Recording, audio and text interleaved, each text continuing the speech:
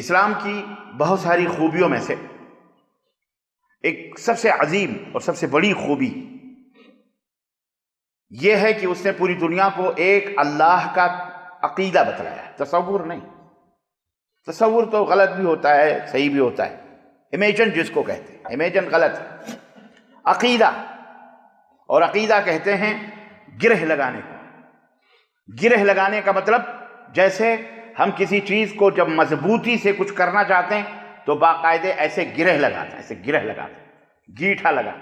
یہ گرہ، یہ گیٹھا جتنا مضبوط ہوگا اتنا ہی آپ وزنی چیزیں، وزن سے وزن چیزیں اس کے اوپر آپ رکھ سکتے ہیں۔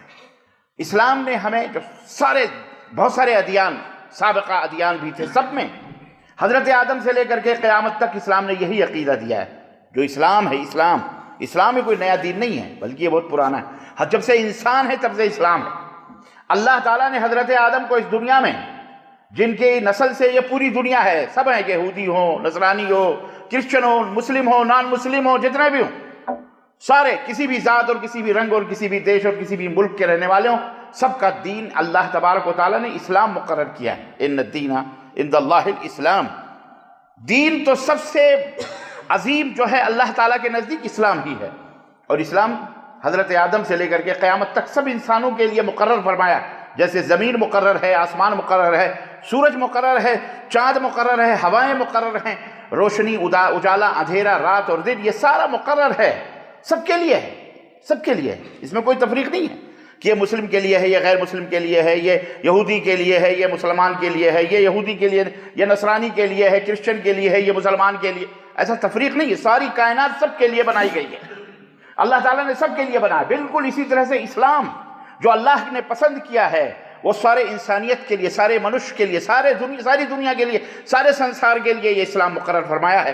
اور اسلام کی خوبی یہ ہے کہ صرف ایک ایشور پرماتما کی، اللہ کی عبادت کی جائے، اس کے سوا کسی کی عبادت و بندگی نہ کی جائے۔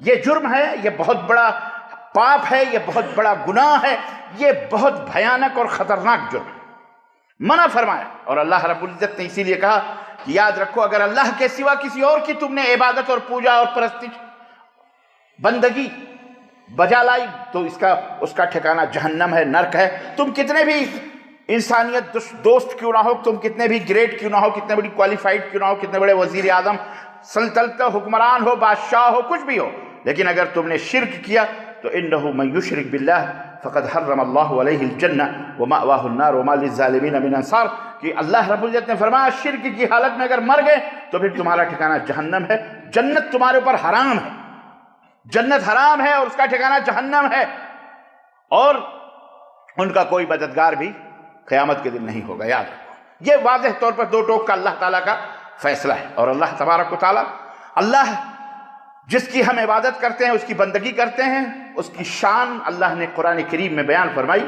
جب اللہ تبارک و تعالیٰ کی طرف اللہ کے نبی نے لوگوں کو دعوت دی اور بلایا، قولوا لا الہ الا اللہ، اے مکہ کے لوگوں لا الہ الا اللہ کہہ لو۔ مکہ ہی نہیں، پورے سنسار کی دعوت تھی، سنسار کے لیے دعوت تھی۔ قولوا لا الہ الا اللہ تفلحوا، لا الہ الا اللہ کہہ لو، کامیاب ہو جاؤ گے، اللہ کے سوا کوئی معبود برحق نہیں۔